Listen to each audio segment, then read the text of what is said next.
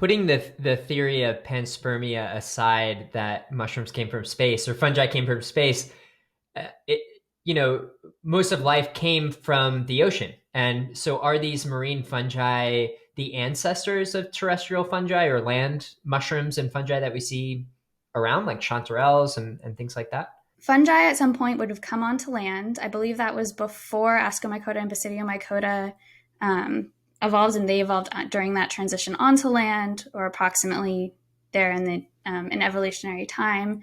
So things like chytrids are going to be more closely, or at least going to be more similar in their traits to maybe ancestral fungi, which would have been marine. And then we actually have a lot. There are two or three lineages in the Basidiomycota and the Ascomycota that have actually started to make this transition back into the marine environment. And we see this happening several different times, especially in the Ascomycota and a couple different lineages. And so it's not just fungi evolving and then coming onto land. We're actually seeing land fungi returning to the marine environment, which is one of the harshest environments to re-enter.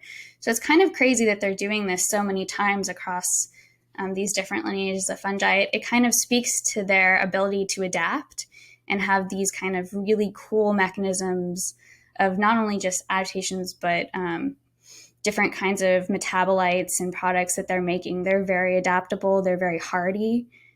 It's kind of crazy, especially when you compare it to, the only animal that ever went back into the marine system was whales, really, right?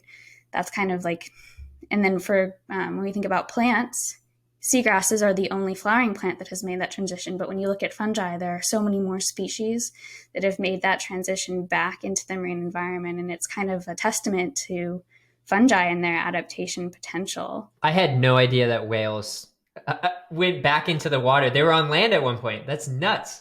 Whales are crazy. They just hold their breath, and they're huge. Mm-hmm. I cannot believe they haven't evolved gills. That just blows my mind that they live in a place they can't breathe.